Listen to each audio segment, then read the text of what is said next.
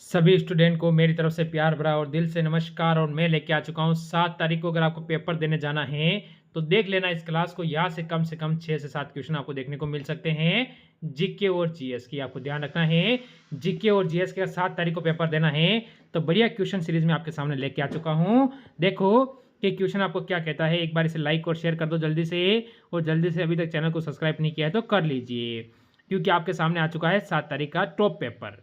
तो पहला question discuss करेंगे, क्या कहता है। देखो, भारत का प्रथम उर्वरक संयंत्र कहाँ लगा था, ये आपको बताना है कहाँ पर लगा था। तो अब क्या कहेंगे, संयंत्र की बात चल रही है यहाँ पर। अब हम कहेंगे जैसे कि यहाँ से हमारा उत्तर होगा सिंदरी, यानी सिंदरी मेरे ऑप्शन नंबर यहाँ से मेरे बच्चे जो डी देगा वो बिल्कुल सही हो जाएगा। फिर अगला क्वेश्चन अगर हम चले, राज्यपाल की नियुक्ति कितने वर्षों के लिए की जाती है, यानी इसका कार्यकाल होता है वो कितने वर्षों का होता है। तो राज्यपाल का कार्यकाल जैसे आपको पता है प्रधानमंत्री का, राष्ट्रपति का, सांसद का, सभी का कार्यकाल 5 वर्ष का होता है।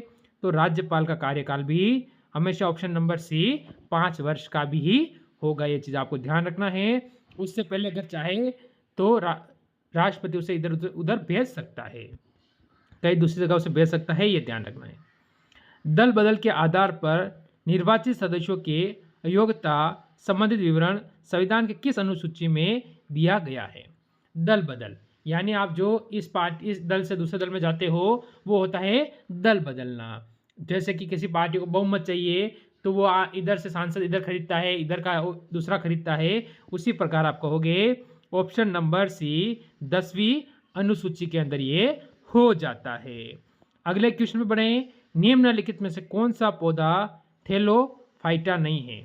ये बताना है कौन सा पौधा होता है जो थैलोफाइटा नहीं होता है। अब आपका उत्तर क्या रहेगा, यहां से जल्दी से बताएंगे सारे स्टूडेंट। फ्यूनेरिया, यानी मेरे बच्चे फ्यूनेरिया जो यहां से उत्तर देता है ऑप्शन नंबर सी।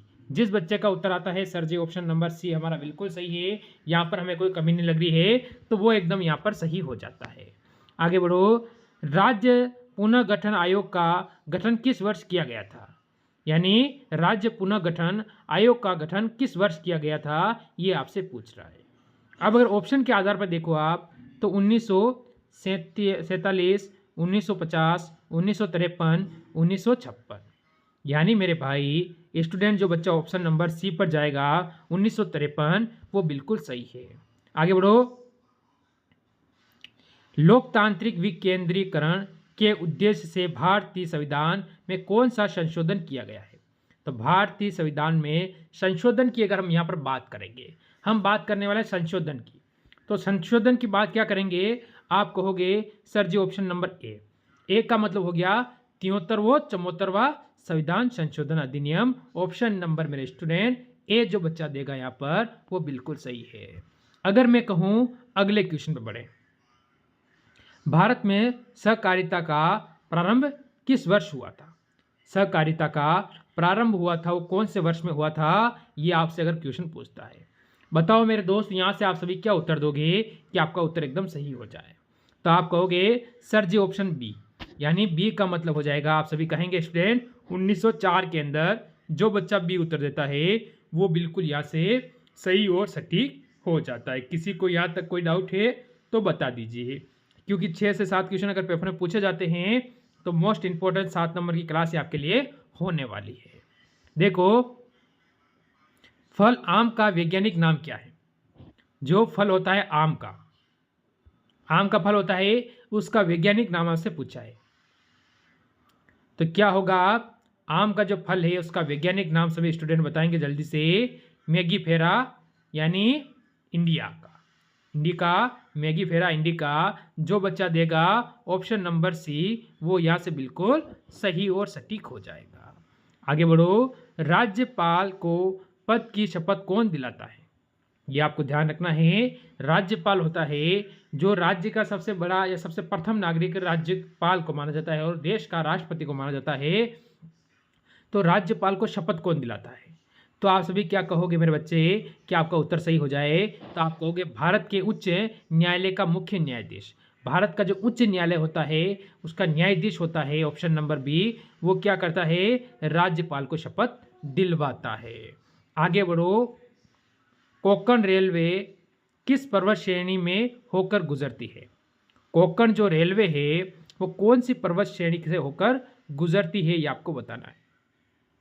क्या होगा, यहां से वेस्टर्न घाट, यानी मेरे बच्चे यहां से जो बच्चा ऑप्शन ए की ओर जाएगा वो बिल्कुल सही है। ईस्टर्न घाट से कोई लेना देना नहीं है, नीलगिरी से कोई लेना देना नहीं है, अरावली से कोई लेना देना नहीं है। अरावली का क्वेश्चन पूछे आपको तो यहां से देख लो, आपसे क्वेश्चन पूछेगा सबसे प्राचीन पर्वतमाला, प्राचीन, क्या कहेगा, प्राचीन पर्वतमाला, सबसे प्राचीन पर्वतमाला कौन सी है, तो आप अरावली कह सकते हो। आगे बढ़ो, निम्नलिखित में से कौन सा सुमेलित है? सुमेलित का मतलब होगा सही है, बाकी सब क्या होगा, गलत हो जाएगा। मैं फालतू आज ऑप्शन पढ़ने का और आपका ये समय खराब नहीं करूंगा, क्योंकि मेरे को पता है आपके पास समय नहीं है अब एग्जाम के लिए। तो खजुरो चंदेल, यानी मेरे बच्चे ऑप्शन नंबर डी यहाँ से जो देता है वो बिल्कुल सही है। आगे बढ़ो, भारतीय तिरंगे का पहली बार जवाहरलाल नेहरू ने कहाँ पर ध्वजारोहण किया था? ये आपसे पूछ रहा है, भारतीय तिरंगे का पंडित जवाहरलाल नेहरू ने पहली बार कहाँ पर ध्वजारोहण किया था, ये चीज़ आपसे पूछ रहा है। अगर ये चीज़ आपसे पूछ रहा है मेरे स्टूडेंट, तो आप सभी कहोगे कि सर 1929 में लाहौर में रावी नदी के तट पर, जो लाहौर वर्तमान कहाँ है, पाकिस्तान में, वर्तमान पाकिस्तान में हो जाता है, ये आपको याद रखना है। भारत और चीन के बीच सीमा रेखा क्या कहलाती है? अब भारत और चीन के बीच में जो सीमा रेखा है उसको हम क्या कहते हैं, ये आपको बताना है। क्या कहोगे आप, यहाँ से रेड क्लिप रेखा हम कहते हैं किसके बीच है, तो आप कहोगे भारत और प्लस बांग्लादेश। बांग्लादेश का मैं बाहर लिख रहा हूँ, ये आपको ध्यान रखना है। पर हमें पूछा है तो हमारा क्या होगा, मैकमोहन रेखा, यानी मेरे बच्चे जो ऑप्शन ए देता है ना वो बिल्कुल सही है यहाँ पर। आगे बढ़ो, इनमें से कौन सा भारतीय राज्य में शीर्षक 5 वन, यानी बढ़िया क्वेश्चन पूछा है, 5 वन आच्छादित प्रदेशों में शामिल नहीं है, यानी नहीं है, ये आपको बताना है। अब यहाँ से क्या कहोगे, छत्तीसगढ़ नहीं है, मध्य प्रदेश नहीं है, महाराष्ट्र नहीं है, या पंजाब नहीं है? बताओ आप सभी का उत्तर यहाँ से क्या रहेगा मेरे स्टूडेंट? जो बिल्कुल सही और सटीक उत्तर यहाँ से मेरे स्टूडेंट देगा सर ऑप्शन नंबर डी, यहाँ से पंजाब इसके अंतर्गत नहीं आता है। आगे बढ़ो, विश्व के सबसे बड़े रेडियो टेलीस्कोप का निर्माण किया गया है। विश्व के सबसे बड़े रेडियो टेलीस्कोप का निर्माण किया गया है कहाँ पर? यहाँ से ब्राज़ील, चीन, फ्रांस और रूस में। अब आपको बताना है विश्व का सबसे बड़ा है, तो मेरे स्टूडेंट आप बताओगे कि आपका उत्तर यहाँ से क्या होगा और सही और सटीक उत्तर क्या रहेगा? तो आप सभी कहोगे सर ऑप्शन नंबर बी, यहाँ से चीन बिल्कुल सही है। आगे बढ़ो, भारतवर्ष में बहुसंख्यक प्रजाति पाई जाती है। बहुसंख्यक प्रजाति पाई जाती है कौन सी भारतवर्ष के अंदर? यहाँ से टोडा, गोंड, दो होंगे नहीं, ये छोड़ दो। जो नहीं होंगे उन ऑप्शनों को पढ़ के फालतू डाउट में पढ़ने की आपको जरूरत नहीं है। मैं बता रहा हूँ वो ऑप्शन पढ़ लो आप, तो बहुत है आपके पेपर के अंदर, यह ध्यान रखना। इतना तो अनुभव है कि आपको पेपर निकलवा दूंगा मैं।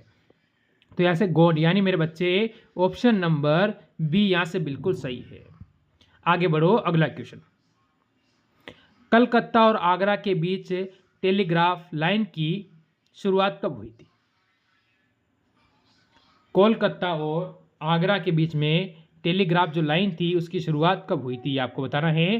तो आप सभी का उत्तर यहाँ क्या रहेगा मेरे दोस्त? अब यहाँ से बताओगे 1852, 1853, 1854, 1855। बताएं जल्दी से मेरे स्टूडेंट, आप सभी का यहाँ से उत्तर क्या रहेगा और सबसे बेस्ट उत्तर क्या है? तो बच्चा ऑप्शन नंबर बी यहाँ से जो देगा 1853 वो एकदम सही और सटीक होगा। आगे बढ़ो, अगला क्वेश्चन, किस पेशवा को पेशवा के इतिहास में नाना साहेब की तरह जाना जाता है? ऐसा कौन सा पेशवा है जिसको पेशवा के इतिहास में नाना साहेब की तरह जाना जाता है? कौन है ये बताओ? बाजीराव प्रथम, बालाजी बाजीराव, माधवराव, बाजी राव। बताएंगे सारे स्टूडेंट। अब यहाँ से आपका उत्तर क्या होने वाला है, जल्दी से इस क्वेश्चन का उत्तर देंगे तो हम अगले क्वेश्चन में बढ़ेंगे। आप कहोगे बालाजी बाजीराव को जाना जाता है मेरे बच्चे। ऑप्शन नंबर बी बिल्कुल सही है। आगे बढ़ो अगले क्वेश्चन पर। गदर पार्टी का मुख्यालय कहाँ था, यानी गदर पार्टी का मुख्यालय था वो कहाँ पर है, जल्दी से बता दो। तो यहाँ से क्या कहेंगे, मॉस्को में, बर्लिन में है, सैन फ्रांसिस्को या कराची। बता देंगे मेरे दोस्त। यहाँ से आपको गदर पार्टी का मुख्यालय आपसे पूछा गया है, यानी कि लेवल का क्वेश्चन आपसे पूछ लिया गया है पेपर की दृष्टि से। अब दोस्त कह दोगे सैन फ्रांसिस्को, यानी ऑप्शन नंबर जो बच्चा सी देगा वो बिल्कुल सही है। आगे बढ़ो अगले क्वेश्चन पर। खट्टे फल के लिए कौन सा प्रदेश अधिक विख्यात है। खट्टे फल के लिए, फल होता है ना खट्टा फल, उसके लिए कौन सा प्रदेश अधिक विख्यात का मतलब है प्रसिद्ध। बताओ आपका उत्तर क्या होगा। यहाँ से जल्दी से आप सभी कहोगे मानसूनी वन, यानी कौन सा होता है मानसूनी वन। ऑप्शन नंबर बच्चे जो यहाँ से बी देता है वो बिल्कुल सही रहेगा। अगला क्वेश्चन देखो, एनु जनजाति कहाँ पाई जाती है। एनु जनजाति कहाँ पर पाई जाती है मेरे दोस्त। Iran, Japan, Afghanistan, Pakistan. ये आपसे पूछ रहा है कि एनु जनजाति कहाँ पर पाई जाती है। हम क्या कहेंगे मेरे स्टूडेंट कि एनु जनजाति जो कि जापान में पाई जाती है बी, और इसकी राजधानी आपसे पूछ सकता है तो टोक्यो। क्यों कि यहाँ पर 2020 में क्या हुआ था, ओलंपिक हुआ था। अभी कमेंट करेंगे कि 2024 ओलंपिक कहाँ पर चल रहे हैं, आप सभी कमेंट करेंगे इसके बारे में। आगे बढ़ो। दिल्ली के पुराने किले के अंदर किसने किला ए कुहना नामक मस्जिद का निर्माण करवाया था। ये किसने कराया था, दिल्ली के पुराने किले के अंदर, यहाँ से बात हो रही है। अब यहाँ से मेरे स्टूडेंट आप सभी कहोगे ऑप्शन सी काटो, ऑप्शन डी काट दो, ऑप्शन बी भी काट दो, क्योंकि ऑप्शन नंबर ए शेर शाह हमारा उत्तर बिल्कुल सही और सटीक हो जाएगा।